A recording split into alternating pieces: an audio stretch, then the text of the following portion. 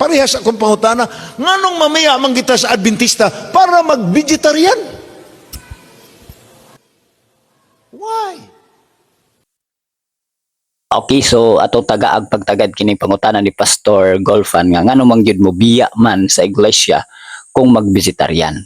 Pero atong dugangan kini nga pangutana, Pastor, na pwede pod nga naalang sa sulod sa iglesia pero mibiya sa tinuod nga pagtulunan sa tuang Dios. Kadagan man gyud ganahon nga ang ilang ngalan naalang sa basahon sa iglesia, sa mission, sa Panataw Church. Unya wala kabantay nga nibiya na di ay sa pagtulunan gikan sa Dios. Mao nitong tagaag pagtagab. Naapoy uban nga gipagawas or nibiya pero wala nibiya sa pagtulunan gikan sa Dios o sa sulat sa tuang propeta. Ang pinaka sentro sa itong pagtuon karon kining mahitungod sa pagkaon. Tungod kay ang uban naghunahuna nga kita nga Seventh-day Adventist ang atuag yung doktrina Leviticus 11 pa mahitungod sa pagkaon. Apan ang pangutana, naapabagihapon kita sa Leviticus 11 sa tuang kapanahunan sugod sa panahon ni Mrs. White. So unsay nakita sa tong propeta samtang buhi pa siya niadtong iyang panahon. Niya ang makasusubong sugilanon igsoon nga siya gyud mismo nagsulat sa iyang kapanahunan. Para tong matagaag pagtagad kini tungod kay daghang gyud nagunahuna nga sila wala mibiya nga naa sa sulod sa iglesia.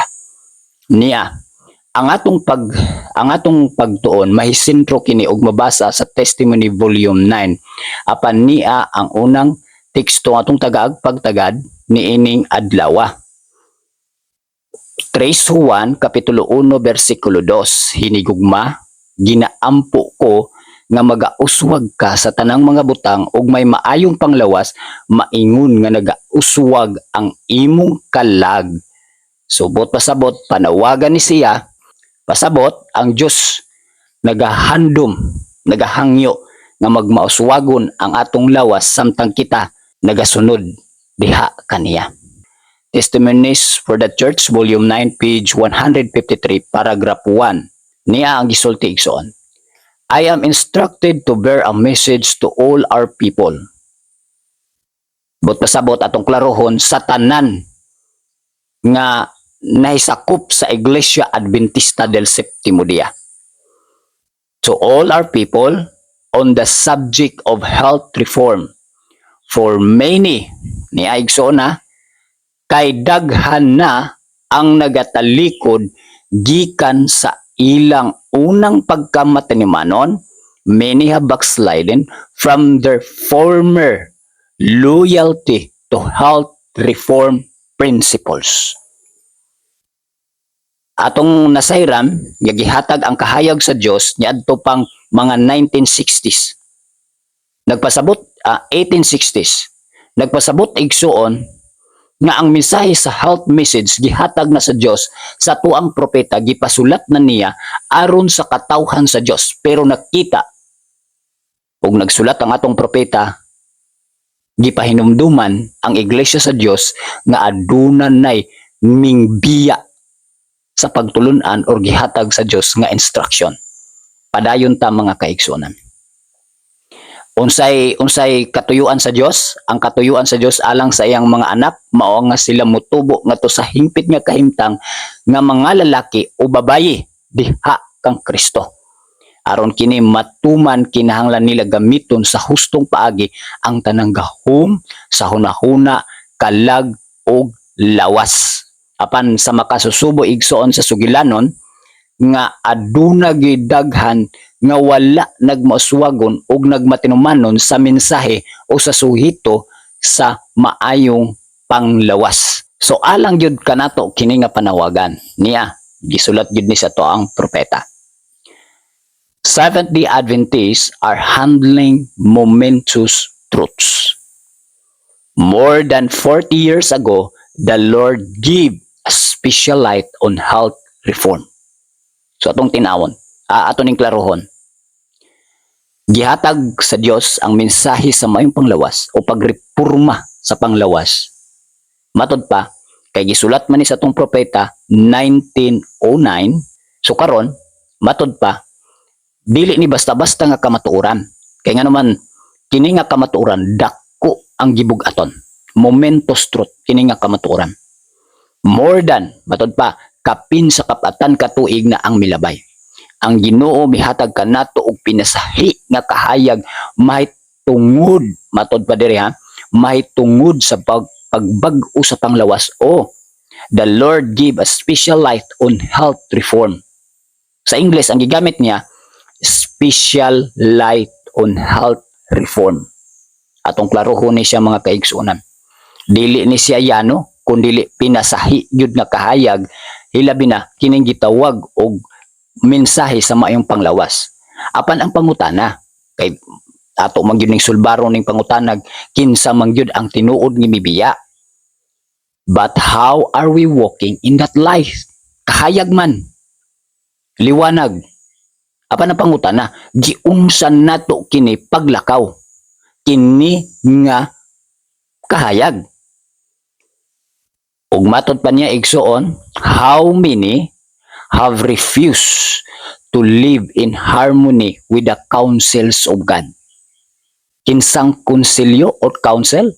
Kang Mrs. White ba o sa Dios? Matod pa igsuon, pila ang midumili sa pagkinabuhi nga nahiuyon sa mga tambag sa Dios. Klaro og tataw gyud na. Daghan karon sa tong iglesia nga dili na muuyon og nagpabilin pa sa Leviticus 11. Samantala nga ang mensahe nga gihatag kanato kinahanglan daay ni nato biyaan. Bisan pa sa atong kadlawan karon nga niya na gyud sa ngilit nga kasaysayan sa kalibutan, nakita na nato kung unsa ka critical o grabe ang ikahatag nga balatian ni ining mga patay nga mananap. Ug matod pa ingon nga usa ka katawhan angay kita magpadayon sumala sa kahayag nga atong nadawat. Atong katungdanan ang pagsabot o pagtahod sa mga prinsipyo sa pagbag-o sa panglawas. Mao nay panawagan kanato. Nakita sa Dios nga gikinahanglan kini alang kanato niining panahon na tungod kay nakita man gyud nato igsuon. Bago pa lang nga survey nagkabata ang mga adunay mga cancer karon. Tungod igsuon sa lifestyle karon. Dili lang man pagkaon tuod ning pag maghisgot ta og health reform, dili lang pagkaon, di ba? Kinahanglan ang atong tulog kompleto. Moinom gyud tag sakto nga tubig sa kadaghanon. Dili po nato pwedeng kini ang exercise atong biyaan. Unya kinahanglan magpabulad po ta og init. So naatay 8 ka doctors. Pero na-highlight lang yun ning gitawag og pagkaon igsuon. Niya pa. On the subject of temperance, we should be advance of all other people. Pag maghisgot na gali ta sa pagkamapinugnanon mga pinalanggang mga kaigsuonan, dapat ang Seventh-day Adventist yun ang pinakagrabe yun mo pugong maitungod aning gitawag og gana sa pagkaon mga kaigsuonan. And yes, there are among us well-instructed members of the church and even ministers of the gospel. Niya ang makasusubo og pasayloan na lang yung ko mga pinalanggang mga kaigsuonan. Gibasa lang yun ako na siya. Bisan pa daw mga ministro sa mga ebanghelyo who have little respect for the life that God has given upon this subject. Makasusubo. Sa kaadlawan pa ni Mrs. White, aduna gyud daghang mga ministro nga gamay lang gyud og respeto ani nga kahayag. Mao day nga dili nato katingala nga diri sa Pilipinas bisan pa mga pastor maugyoy maghatag panuon og pagbabag. Ug dili gyud mo hatag og mensahe ani unya mao pagyoy musulti dinha sa pulpito. Nga kung naay magdala ani nga mensahe og country living, paganganlan ninyo offshoot na sila. Makasusubo mga kaigsuonan. Muna akong gikaingon kaganina, adunay daghan sulod sa iglesia nga wala nakaamgo nga sila gyud ay ang mibiya sa tinuod nga pagtulunan. Usa may angay natong buhaton. maghinulsul gyud mga pinalanggang mga kaigsunan, who have little respect for the life that God has given upon this subject. They eat as they please and work as they please. Di ba? Niya giingon diri mga kaigsunan. Ato ni siya bantayan. Mahitungod sa bautismo. Nga naman, sa diyang nagpabautismo ta, di ba naatay questionnaire? Naatay pirmahan. O nga ni akong nahinumduman. Pa dito, nga imong bang gidawat nga si Mrs. White maong katapusang propeta sa iglesia, tinuod nga iglesia. Unya, tama ba to? Unya naapoy gingon dito, imo bang isaad nga ikaw muundang sa paggamit sa kapi, tsaa, ug uban pa nga mga ilimnon, ilabi na kining gitawag og kapi, di ba? Og mga soft drinks. So nagkalanlaing soft drinks igsuon kay dili gyud maayo na sa tuang panglawas. Niya sa baptismal nato na atay matud pa panaan. If we would skip having a sickly experience, we must begin in earnest without delay to work out our own salvation with fear and trembling. There are many who give no decided evidence that they are true for their baptismal vows. Ngano man, dili sa diha nga nabautismuhan ta, daghang gyud ako nagliman man ko naagi mga panghitabo igsuon nga dinalian og tungod kay gusto nimo naapog kay mabautismuhan. Bisag wala kasabot ang imong Bible student, ikaw na lang magpirma-pirma sa questionnaire. Oo. Mao man ang mga panghitabo igso tungod sa bilang lang sa bautismo. Wala ni nang daot. Pero maon na ang kamaturan nga bisag ako, aminado ko, nakabaton kong kapakyasan atong panahon na tungod kay naalagi na may report. Pag nagwali, crusade, kinahanglan na ay report. Dili pwede zero ka. Manabisag walay mga kasal, binyagan, bautismuhan. Muna na ang makasusubo. Pero sa bag-o pa kong Adventista, kung wala mo'y kasal, nag-ipon lang mo kung pwede dili yun bautismuhan. Niya pa, those who have received instruction regarding the evils of the use of flesh foods, tea and coffee, unrich and unhealthful food preparation, and who are determined to make a covenant with God by sacrifice will not continue to indulge their appetite for food that they know to be unhealthful. Akong usbon, kadtong nakadawat na sa pahimangno mahitungod sa kadautan sa paggamit sa unod nga pagkaon, take note po, mahitungod sa kadautan sa paggamit sa unod nga pagkaon. Wala gyud ni ingon nga dili makadaot unya diwa pud giingon diri karning baboy lang, pagkaon sa unod. Bisag unsa pa na igsuon nga klase nga flesh. Ato nang klarohon. Mao nang ang pangutana kinsa man gyud ang nibiya. Tuod elder ka, tuod sobra nimo ka-active bisag asa kang krusada.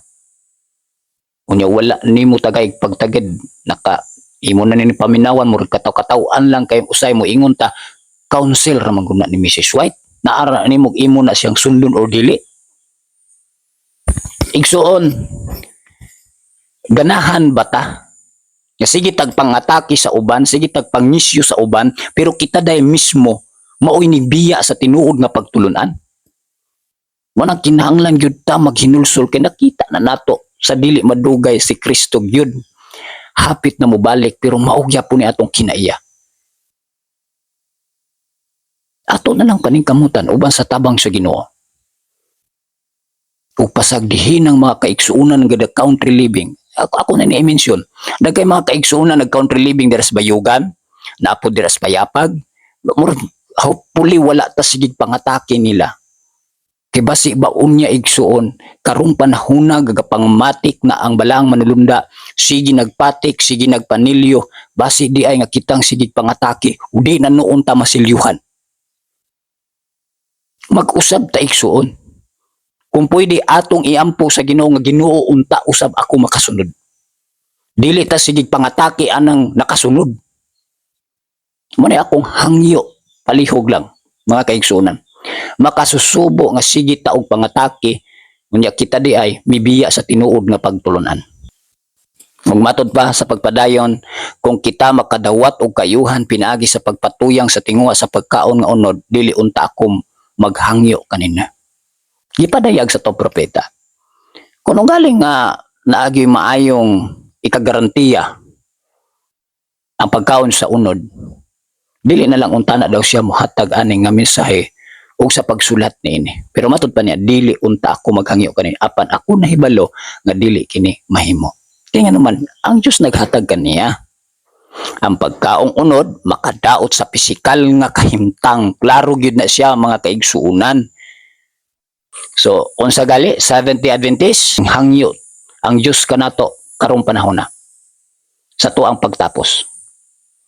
Matod pa niya, God is trying to lead us back step by step to His original design. That man should subsist upon the natural products of the earth. Among those who are waiting for the coming of the Lord, meat eating will eventually be done away. Atong tataw klaro na siya igsoon, dili na nato na angay lalison, hopefully uban sa tabang sa Ginoo. Nakitang tanan makabaton gyud og tinuod nga pagpangayo og hinulsol og ato yung sundon. Apan ang propesiya matud pa. Aduna gyud daghang mo dumili. Pero no, ako nagahangyo, ilabi na sa ako ang iglesia nga akong gikikanan, mga pinalanggang mga kaigsunan. Katapusan nga akong basahon kining mabasa sa Jeremiah 6:16.